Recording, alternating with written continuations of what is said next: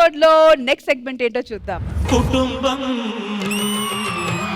అన్నగారి కుటుంబం కుటుంబం. అందరికీ నమస్కారం. నేను మీ ప్రగతి. సంసారం అనేది ఒక మసిల్ లాంటిది. దాంట్లో భర్త క్యాలరీస్ అయితే భార్య కార్బోహైడ్రేట్స్. మరి పిల్లలేంటి ప్రోటీన్ షేక్సా?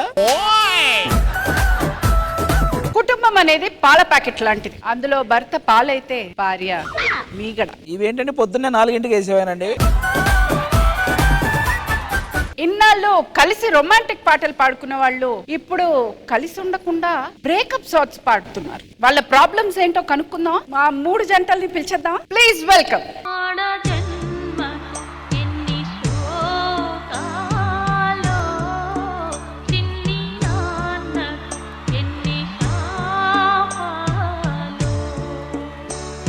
చెప్పండి అమ్మా, ఏంటి మీ సమస్య? ఏమైంది, మీకు ఏమన్నా వ్యాధి ఉందా? చింటూ, నువ్వన్నా చెప్పయ్యా. మేడం, వాళ్ళ నాన్న ఆమె పేరు శాంతి అని ఏ ముహూర్తాన్ని పెట్టాడు, అప్పటి నుంచి నా జీవితంలో ప్రశాంతత లేకుండా చేసింది. ఎందుకు? శాంతి ఎందుకండి? ఆయన జీవితంలో గీత సీత రోతంతా ఉంది కదా, ఇంకా శాంతి ఏం చేస్తుంది? ఆటగాడు మాట్లాడితే సెల్ఫీలు తీసుకొని ఇంటికి పంపిస్తాడు ఫోటోలు. ఆయన సెలబ్రిటీ కదమ్మా, అందరూ సెల్ఫీ అడుగుతారు. It's very common you know. అయ్యో, వాళ్ళు సెల్ఫీ అడగడం కాదండి, ఈయనే సెల్ఫీలు అడిగి మరీ తీసుకుంటాడు. Very bad Chintu. మాట్లాడితే గొడవైనప్పుడల్లా సర్దుకుపోతాడు. ఏంటమ్మా నువ్వు? కాపురంలో ఉండాల్సిన మొదటి లక్షణమే అది, సర్దుకుపోవడం. అయ్యయ్యో, నేను అనేది ఆ సర్దుకుపోవడం కాదండి, సర్దుకొని గోవా బ్యాంకాక్ ఎక్కేస్తాడు. చెప్పండి, ఎవరికి చెప్పుకోమంటారు నా కష్టం? పాయింట్. ఇవన్నీ పక్కన పెడితే ఈ మనిషి నాడే మధ్యలో చమక్ చమక్ చమక్ కుర్తా వేసుకొని కూర్చున్నాడు. రాత్రి నన్ను నిద్రపోనివ్వడండి బాబు. ఆహా, ఏంటి అంత పెద్ద కొరక పెడతాడా?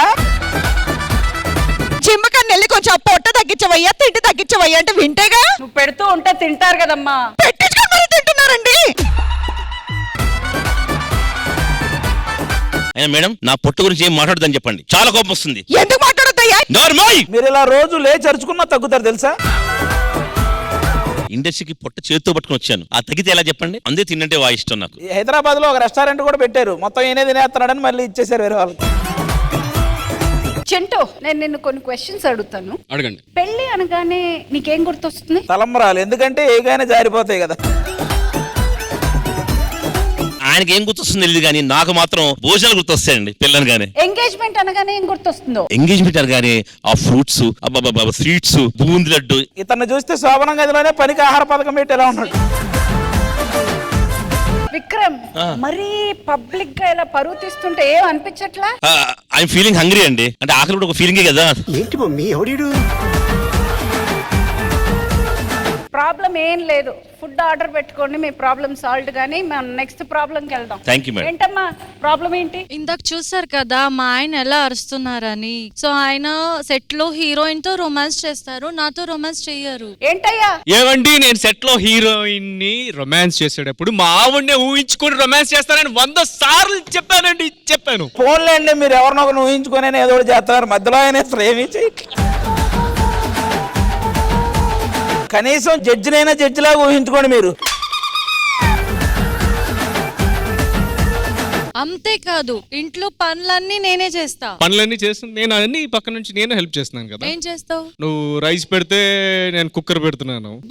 బట్టలు ఎవరు ఉతుకుతారు? నువ్వు బట్టలు ఉతుకుతున్నావు అంటే ఆ వాషింగ్ మెషిన్ కొనుక్కొని తీసుకొచ్చాను. టవల్ ఎవరు అటు పెడతారు? ఇలాగే గొడవ పడతారా? ఎవరాడు పెడతారు? ఈ ప్రాబ్లమ్స్ వింటుంటే నాకు తల పోటు వచ్చేస్తోంది.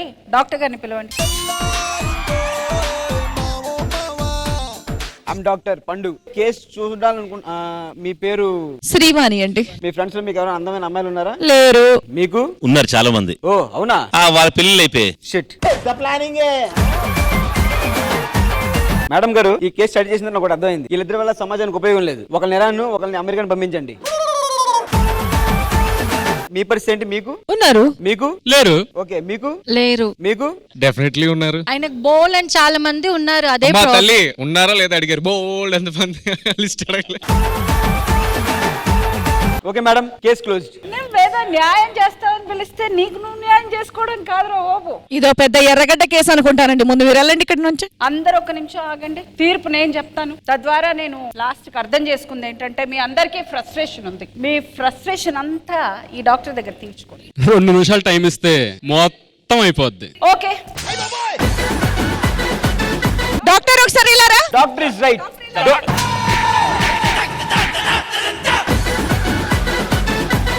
సరే, మీ ప్రాబ్లమ్స్ మీకు అర్థమైంది కదా, ఇంటికి వెళ్ళండి. ఏమండి మీరు రండి పోదాం. పిచ్చి డాక్టర్. అన్న వీళ్ళు వల్ల అవ్వలేదు కానీ మనకు తెలిసిన ఎవరు ఉన్నారా? ఒరే ఇది ఆ ఎపిసోడ్ కాదురా, నీకు పొద్దున్న నుంచి చెప్తాను. వెళ్ళు నువ్వు.